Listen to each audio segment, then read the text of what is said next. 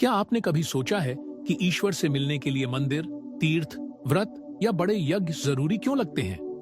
अगर मैं आपसे कहूं कि ईश्वर खुद हर दिन आपको मिलने आते हैं, लेकिन आप सोए रहते हैं, तो जी हां, वह समय है ब्रह्म मुहूर्त।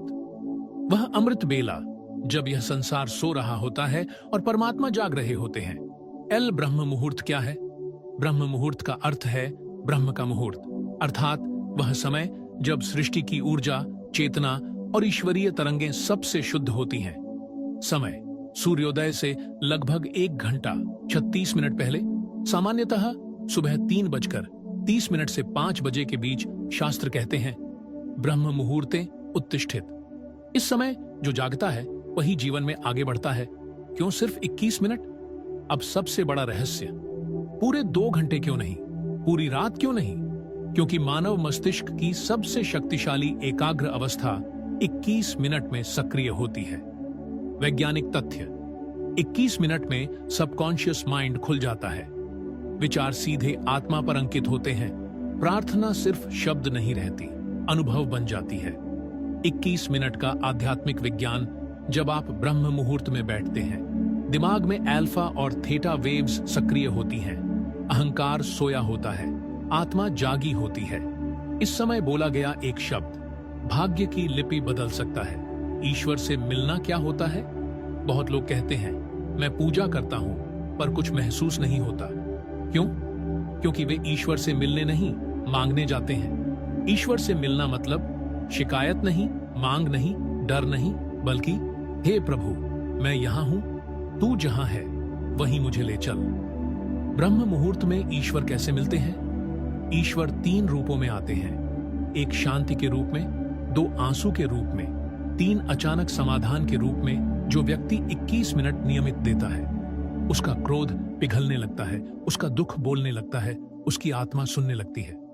सच्ची कहानी विश्वास जगाने के लिए एक साधारण किसान था, न पैसा, न पढ़ाई, न सहारा। उसने सिर्फ एक नियम बनाया, ब्रह्म मुहूर्त में 21 मिनट मौन। 3 महीने बाद बीमारी गई, कर्ज सुलझा, जीवन को दिशा मिली। उसने कहा, मैंने ईश्वर को नहीं ढूंढा, ईश्वर ने मुझे ढूंढ लिया। एक चेतावनी, अगर आप यह सोच रहे हैं देखते हैं कल से करेंगे, तो समझ लीजिए यही सोच आपकी सबसे बड़ी रुकावट है। ईश्वर कल नहीं आज मिलने आते हैं। 21 मिनट में ईश्वर को पुकारने की वह विधि जो भाग्य की जड़ तक हिला देती है। यह साधना क्यों अलग है? यह कोई दिखावटी पूजा नहीं, कठिन तपस्या नहीं, जटिल मंत्रों का बोझ नहीं। यह साधना है सीधे आत्मा से ईश्वर तक पहुंचने की। ब्रह्म मुहूर्त में ईश्वर पास आते हैं, लेकिन सही विधि से पुकारने पर ही मिलते हैं। पहला चरण, सही समय पर जागना, सबसे बड़ी परीक्षा। ब्रह्म मुहूर्त में साधना की शुरुआत जागने से होती है, बैठने से नहीं। सही समय सुबह 3:30 से 4:45 के बीच अलार्म रखें, लेकिन भरोसा अलार्म पर नहीं, संकल्प पर रखें। सोने से पहले यह वाक्य बोलें, हे प्रभु, मुझे कल आपसे मिलने उठाइए। यह वाक्य छोटा है, लेकिन इसकी शक्ति बहुत गहरी है। दूसरा चरण, शरीर नहीं, मन को शुद्ध करना। लोग सोचते हैं नहाना जरूरी है। सच यह है, शरीर गंदा हो तो भी चलेगा, मन गंदा हो तो नहीं। अगर संभव हो, हल्का जल से हाथ मुंह धो लें, रीढ़ सीधी रखें, किसी आसन पर बैठें, कुर्सी भी चलेगी। नियम एक ही है, पीठ सीधी, मन शांत। तीसरा चरण, दीपक नहीं, संकल्प जलाइए। अगर दीपक जला सकते हैं बहुत अच्छा, अगर नहीं तो भी कोई दोष नहीं। अब आंख बंद करें और मन में यह भावना लाए, हे प्रभु, आज मैं कुछ मांगने नहीं आया, आज मैं आपको महसूस करने आया हूं। यहीं से साधना शुरू होती है। चौथा चरण, 21 मिनट का रहस्य। बहुत ध्यान से इन 21 मिनट को 3 भागों में बांटिए। चरण 1, पहले 7 मिनट श्वास पर ध्यान, कोई मंत्र नहीं, कोई कल्पना नहीं, बस श्वास अंदर, श्वास बाहर। अगर मन भटके, वापस श्वास पर लाए। यह समय है मन को चुप कराने का, अहंकार को सुलाने का। चरण 2, अगले 7 मिनट ईश्वर को पुकारना। अब धीरे धीरे अपने मन में या हल्की आवाज में बोले, हे प्रभु, हे नारायण, हे शिव, हे राम।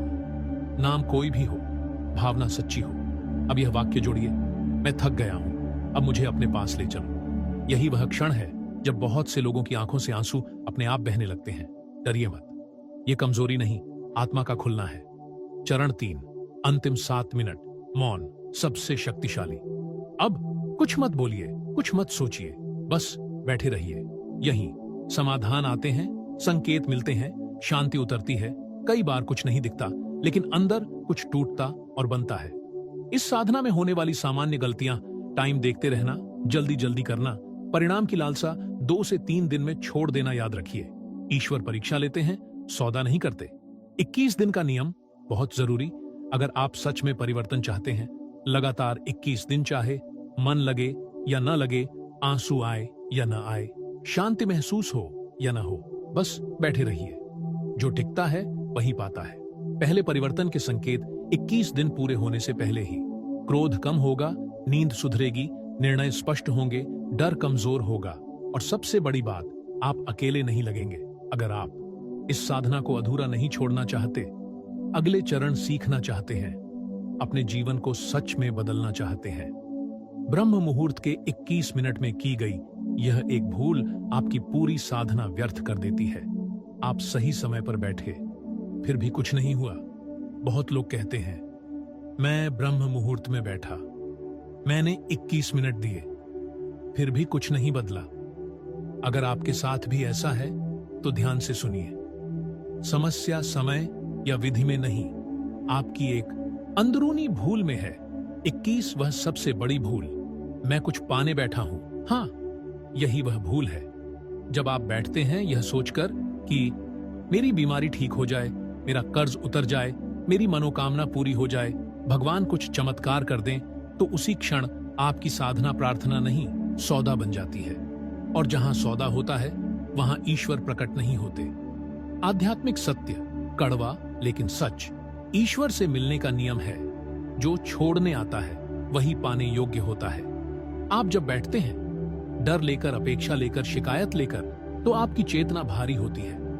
भारी चेतना में ईश्वरीय ऊर्जा उतर नहीं सकती।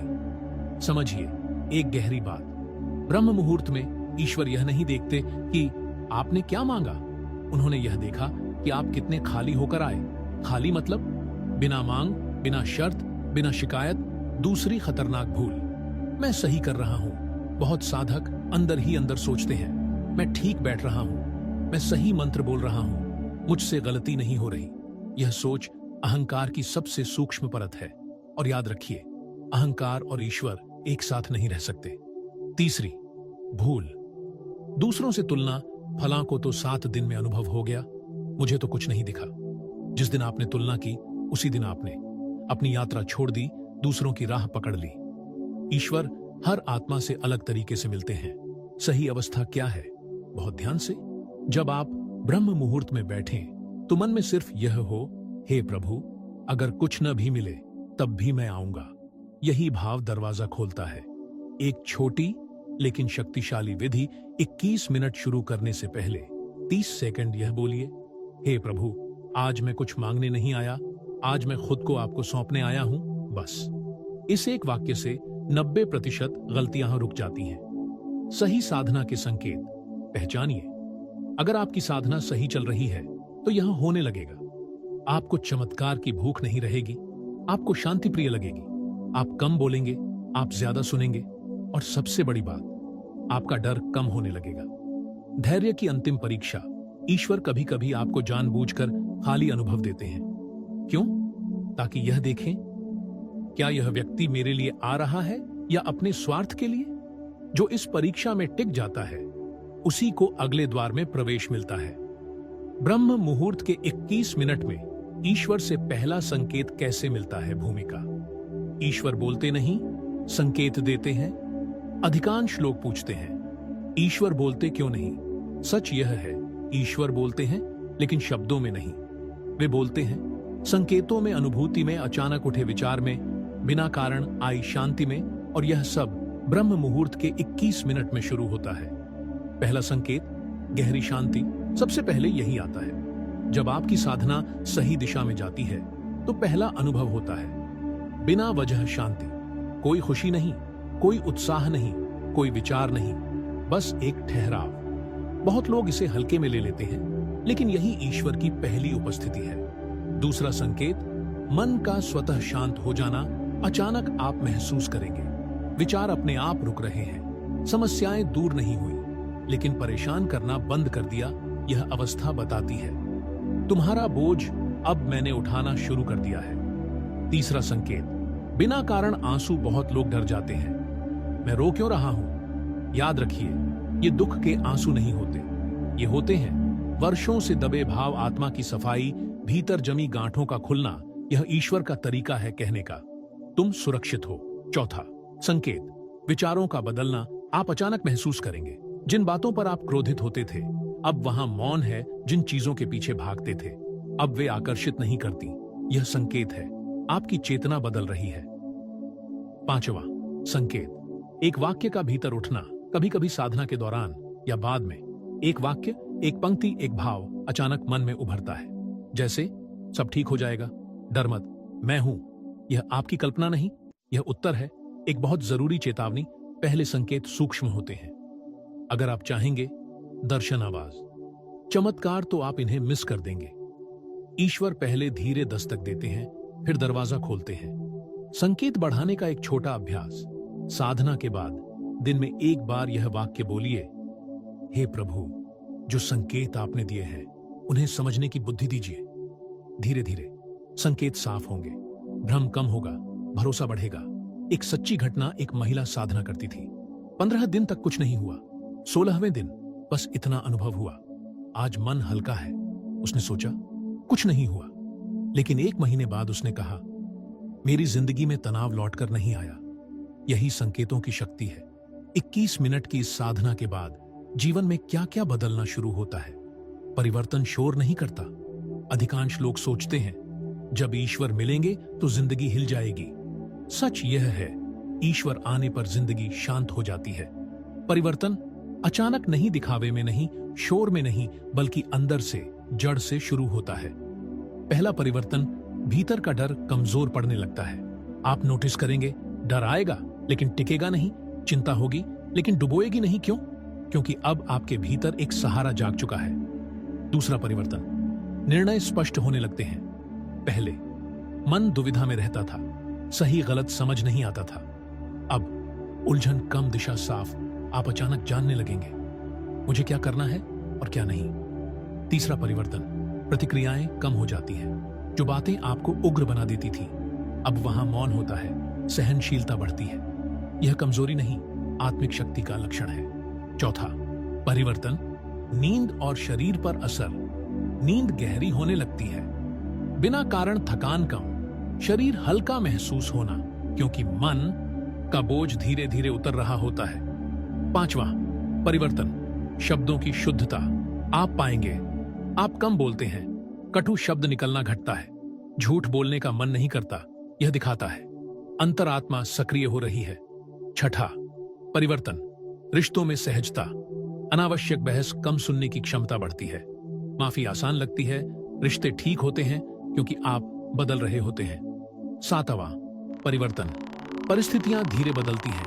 ध्यान रखिए, ईश्वर पहले आपको बदलते हैं, फिर परिस्थिति को। आप अचानक देखेंगे अटके काम आगे बढ़ने लगे, नए अवसर दिखने लगे, समाधान अपने आप सामने आने लगे। यह चमत्कार नहीं, समय पर मिला मार्गदर्शन है। इन परिवर्तनों के बीच अहंकार ना आने दें। अगर मन कहे मैं अलग हो गया हूं, तो समझिए साधना कमजोर पड़ रही है। सही भाव यह है, जो भी हो रहा है वह प्रभु की कृपा है। परिवर्तन को स्थायी बनाने का नियम जो हो रहा है उसे पकड़ने की कोशिश मत कीजिए, बस इतना बोलिए, हे प्रभु मुझे सही बनाए रखिए। यही पर्याप्त है। 21 मिनट की साधना के दौरान आने वाले संकट और उनकी सही पहचान, जब सब ठीक चलने लगे तभी परीक्षा आती है। बहुत लोग कहते हैं शुरू में तो सब अच्छा था, फिर मन क्यों भटकने लगा। याद रखिए, जब साधना असर दिखाने लगती है तभी सबसे बड़ी परीक्षा शुरू होती है। यह संकट नहीं, छंटने की प्रक्रिया है। संकट 1, अचानक आलस्य का बढ़ जाना। आप देखेंगे अलार्म सुनाई देगा, शरीर कहेगा आज मत बैठो, मन बहाने बनाएगा। यह कोई सामान्य आलस्य नहीं, यह संकेत है अंदर कुछ टूट रहा है और मन उसे बचाना चाहता है। उपाय, आज 21 नहीं, सिर्फ 5 मिनट बैठूंगा। अक्सर 5 मिनट 21 बन जाते हैं। संकट 2, साधना से ऊब आना। मन कहेगा हर दिन वही, कुछ नया नहीं हो रहा। सच यह है, गहराई में जाने पर ऊपर से सब एक जैसा लगता है। उपाय: विधि मत बदलिए, समय मत बदलिए, बस भाव ताजा रखिए। संकट 3, पुराने दुखों का उभरना अचानक। पुरानी यादें, पुराने घाव, दबा हुआ दुख सब ऊपर आने लगता है। डरिए मत, यह सफाई है, सजा नहीं। उपाय: न दबाएं, न उलझें, बस देखें और छोड़ दें संकट। 4, सब छोड़ देने का विचार मन कहेगा, यह मेरे बस का नहीं, मैं इसके योग्य नहीं। यह सबसे खतरनाक मोड़ है। याद रखिए, यही वह बिंदु है जहां ईश्वर सबसे करीब होते हैं। उपाय: बस यह बोलिए, हे प्रभु, अगर यह आपकी राह है तो मुझे थामे रखिए। संकट 5, झूठे अनुभवों का भ्रम कुछ लोगों को लगता है, उन्हें कुछ दिख रहा है, कुछ सुनाई दे रहा है, इसमें फंसना नहीं है। याद रखिए, सच्ची साधना शांत बनाती है, अलग नहीं। उपाय: अनुभव को पकड़िए मत, उसे भी जाने दीजिए। संकट पहचानने का एक सूत्र: अगर साधना के बाद आप ज्यादा शांत हैं, ज्यादा सरल हैं, ज्यादा विनम्र हैं, तो समझिए आप सही रास्ते पर हैं। एक बहुत गहरा सत्य: साधना में जो आपको रोकता है वही आपको बदलने वाला होता है। 21 मिनट की साधना को जीवन का हिस्सा कैसे बनाएं? जब साधना बोझ नहीं, सहारा बन जाए। शुरुआत में साधना करनी पड़ती है, कुछ समय बाद वही साधना आपको संभालने लगती है। यह पाठ उसी बदलाव का है। पहला सूत्र: साधना को आदत नहीं, मुलाकात समझिए। अगर आप सोचेंगे मुझे 21 मिनट देने हैं तो मन थकेगा, लेकिन अगर आप सोचेंगे मुझे किसी अपने से मिलने जाना है तो आप खुद उठेंगे। ईश्वर से रोज की यह मुलाकात जीवन का सबसे सुरक्षित समय बन जाती है। दूसरा सूत्र: समय स्थिर, भाव लचीला। समय रोज लगभग एक सा रखें, विधि वही रखें, लेकिन भाव को ताजा रखें। कभी कृतज्ञता, कभी मौन, कभी समर्पण। यही साधना को जीवित रखता है। तीसरा सूत्र: छूट जाए तो अपराध बोध नहीं। कभी कभी बीमारी, यात्रा, परिस्थिति की वजह से साधना छूट सकती है। याद रखिए, अपराध बोध साधना से बड़ा शत्रु है। बस अगले दिन फिर बैठ जाइए। ईश्वर हिसाब नहीं रखते, निष्ठा देखते हैं। चौथा सूत्र: दिन में भी ब्रह्म मुहूर्त बनाए। अगर दिन में तनाव आए तो 1 मिनट के लिए आंख बंद करके यह बोलिए, हे प्रभु, मैं फिर से आपके पास आ गया हूं। यही 1 मिनट दिन का ब्रह्म मुहूर्त बन जाता है। पांचवां सूत्र: साधना को दिखाइए, मत बताइए, मत प्रचार मत कीजिए, तुलना मत कीजिए। सच्ची साधना खामोशी में गहरी होती है। छठा सूत्र: फल की चिंता ईश्वर पर छोड़ दीजिए। जिस दिन आपने यह कह दिया, जो होगा अच्छा होगा, उसी दिन से साधना जीवन बन जाती है। जीवन में आने वाले सूक्ष्म बदलाव जब साधना जीवन का हिस्सा बनती है। निर्णय में जल्दबाजी नहीं रहती, बोलने से पहले ठहराव आता है। संकट में भी अंदर सहारा होता है। यह स्थिति बताती है आप टिक गए हैं। एक बहुत सुंदर सत्य: जो टिक गया वही चुना गया। 21 मिनट की साधना से जुड़ा वह अंतिम रहस्य जो बहुत कम लोग जानते हैं: ईश्वर दूर नहीं, ढके हुए हैं। अधिकांश लोग जीवन भर खोजते रहते हैं, ईश्वर कहाँ है? लेकिन सत्य यह है, ईश्वर कहीं गए ही नहीं, वे ढके हुए हैं। हमारे डर से, हमारी अपेक्षा से, हमारे अहंकार से। और 21 मिनट की यह साधना एक एक परत हटाती है। अंतिम रहस्य: ईश्वर मिलते नहीं, प्रकट होते हैं। यह समझ बहुत कम लोगों को होती है। आप ईश्वर तक नहीं पहुंचते, आप हटते हैं और वे प्रकट हो जाते हैं। जब आप चुप होते हैं, आप खाली होते हैं, आप थक कर समर्पण करते हैं, तभी यह घटता है। वह क्षण कैसा होता है? कोई चमक नहीं, कोई आवाज नहीं, कोई दृश्य नहीं, बस एक अनुभूति, सब ठीक है। यही वह क्षण है जहां जीवन की दिशा अपने आप बदलने लगती है। क्यों सिर्फ 21 मिनट ही काफी है? क्योंकि पहले 7 मिनट मन टूटता है, अगले 7 मिनट अहंकार ढीला पड़ता है, अंतिम 7 मिनट में आप हट जाते हैं, और जहां आप हटते हैं वहां ईश्वर भर जाते हैं। उस दिन के बाद क्या बदलता है? आप कम डरते हैं, आप कम भागते हैं, आप ज्यादा ठहरते हैं, आप बाहरी नहीं भीतरी रूप से मजबूत हो जाते हैं। इस अनुभव के बाद खुद को विशेष मत समझिए, दूसरों को छोटा मत समझिए। याद रखिए, ईश्वर का अनुभव विनम्र बनाता है, श्रेष्ठ नहीं। सबसे सुंदर संकेत: अगर इस साधना के बाद आपके भीतर करुणा बढ़ी है, आपका गुस्सा घटा है, आपकी आंखें नरम हुई हैं, तो समझिए आप सही जगह पहुंचे हैं। एक वाक्य जो सब समेट देता है: मैं कुछ नहीं, तू ही सब है। जो इस वाक्य को अनुभव से जान लेता है, उसे और कुछ जानने की जरूरत नहीं। 21 मिनट की साधना से जीवन में आने वाले चमत्कारी परिणाम यह अंत नहीं, शुरुआत है। अगर आप यहां तक पहुंचे हैं तो समझ लीजिए आप केवल वीडियो नहीं देख रहे, आप अपनी जिंदगी का एक नया अध्याय शुरू कर रहे हैं। कि यात्रा खत्म हो गई, बल्कि इसलिए है कि अब आप अकेले चल सकते हैं। पहला चमत्कारी परिणाम, भीतर अडिग शांति। 21 मिनट की इस साधना के बाद जो सबसे पहले मिलता है वह है ऐसी शांति जो परिस्थिति पर निर्भर नहीं होती। समस्याएं रहती हैं लेकिन वे आपको हिलाती नहीं। यह वह अवस्था है जहां आप कहते हैं जो होगा देखा जाएगा, और यही वाक्य जीवन का सबसे बड़ा कवच बन जाता है। दूसरा परिणाम, डर का टूट जाना। डर पूरी तरह जाता नहीं, लेकिन उसकी पकड़ ढीली हो जाती है। भविष्य का डर, लोगों का डर, असफलता का डर, सब धीरे धीरे आपके ऊपर से उतरने लगता है। क्यों? क्योंकि अब आपके भीतर कोई खड़ा हो गया है।